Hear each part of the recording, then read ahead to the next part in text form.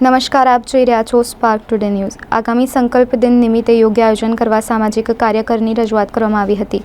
આગામી 23 તારીખે 108માં સંકલ્પ દિનની ઉજવણી થવા જઈ રહી છે, ત્યારે પાલિકા તરફથી યોગ્ય આયોજન અને સુવિધા ઊભી કરવા માટે સામાજિક કાર્યકર મિતેશ પરમાર દ્વારા મ્યુનિસિપલ કમિશનર અને ધારાસભ્ય યોગેશ પટેલ અને સાંસદ હેમાંગ જોશીને રજૂઆત કરવામાં આવી છે। બંધારણના ઘડવૈયા બાબા સાહેબ આંબેડકરે વડોદરાના સયાજીબાગ ખાતે સંકલ્પ લીધો હતો કે જેને 108 વર્ષ થવા જઈ રહ્યા છે, ત્યારે આગામી 23 તારીખે મોટી સંખ્યામાં બાબા સાહેબના અનુયાયીઓ વડોદરા ખાતે આવનાર હોય છે। તેઓને અતિથિ ગૃહોમાં વિનામૂલ્યે આશરો આપવા અને તેમની માટે સુવિધા ઊભી કરવા હેતુ સામાજિક કાર્યકર મિતેશ પરમાર દ્વારા મ્યુનિસિપલ કમિશનરને આવેદનપત્ર આપીને રજૂઆત કરાઈ હતી। સાથે જ સિનિયર ધારાસભ્ય યોગેશ પટેલ અને સાંસદ હેમાંગ જોશીને પણ રજૂઆત કરી હતી।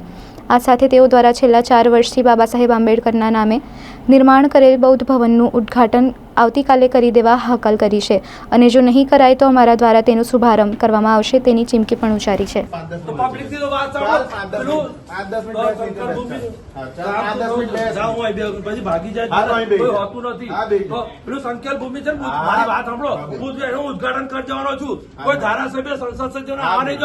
આખા ગુજરાતમાં રોશની ને લાઇટિંગ ને જમવાનું બાબા સાહેબ જે પ્રોગ્રામ ફ્રીમાં થાય છે, બોમ્બેમાં, યુપીમાં, એમપીમાં, તો ગુજરાતમાં બરોડામાં કેમ બાબા સાહેબનું અપમાન? ખાવા પીવાનું કોર્પોરેશન એ નથી કરતા। 4 વર્ષથી બધા કે કરે છે કરી દઉં છું, તો કઈ કરતો નહીં। હવે આ નહીં કરે ને 22 23 તારીખનું ઓપનિંગ કરી દેવાનું છે નવા બુધવારનું। સાહેબ બધા અતિથિ ગૃહ છે વડોદરાના, એ કોર્પોરેશનના હસ્તક છે, તો બીજા રાજ્યમાં સરકાર ગરીબોને રહેવા ખાવાનું ફ્રી આપે છે। સાહેબ બધા બહારથી ગરીબો આવે બાબા સાહેબને માનનારા, તો આ ભાજપ સરકાર માનતી હોય તો બધા બુધ વિહાર ફ્રીમાં આપે રહેવા માટે ને ખાવા પીવાની સુવિધા કરી આપે સાહેબ। એના માટે સાહેબ તમને બી હું 2 હાથ જોડી કે આમાં મદદ કરો, કારણ કે 1 થી 1.5 લાખ લોકો સાહેબ આવે છે બધા બુધ ભગવાનને, યુપી, બિહાર, મહારાષ્ટ્ર, હરિયાણાથી, તો એ લોકોને અતિથિ ગૃહ સાહેબ બધા ફ્રી આપી દો ને તો લોકો અહીંયા રહેશે, કારણ કે પુલ બી આવ્યું છે, તો એ સાહેબ કરો ને રહેવા ખાવાનું ફ્રી કરો સાહેબ।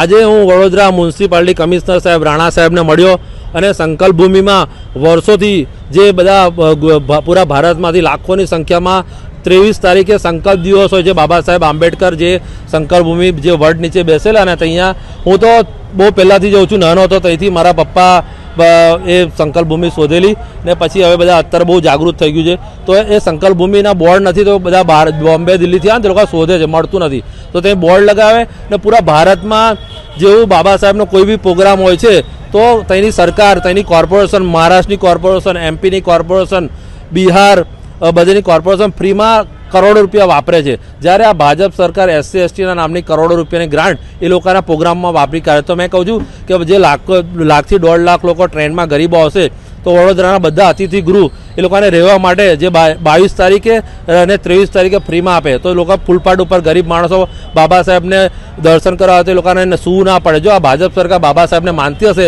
તો બધા અતિથિ ગૃહ છે કોર્પોરેશનમાં લાગતા, કલેક્ટરમાં લાગતા, બધા બાબા સાહેબને સંકલ્પ ભૂમિમાં દર્શન કરવા લોકો બહારથી આવે છે, 1.5 લાખથી 1.5 લાખ લોકો, એ લોકોને ફ્રીમાં રહેવા ખાવાનું સુવિધા કરશે।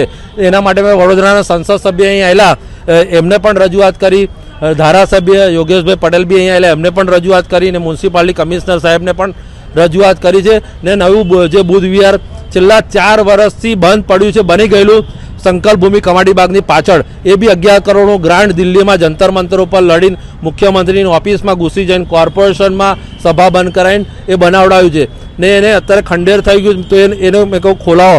જો કમિશનર સાહેબ અને કલેક્ટર સાહેબ કે પોલીસ કમિશનર સાહેબ ને સંસદ સભ્ય, ધારાસભ્ય, કોર્પોરેટરો નહીં ખોલાવે તો હું 22 તારીખે કાલે નહીં ખોલાવે તો પરમ દિવસ 23 તારીખે 50 થી 60 હજાર લોકો જે બાબા સાહેબની સંકલ્પ ભૂમિ આવશે બધા અંદર ઘૂસી જઈશું, ખોલી કાઢીશું। આ બાબા સાહેબનું અપમાન છે, બુદ્ધ ભગવાનનું અપમાન આ ભાજપ સરકાર ગુજરાતમાં કરી રહી છે, એવું મને સ્પષ્ટ દેખાઈ રહ્યું છે। એની મેં આજે આ લોકોને રજૂઆત કરવાયેલો।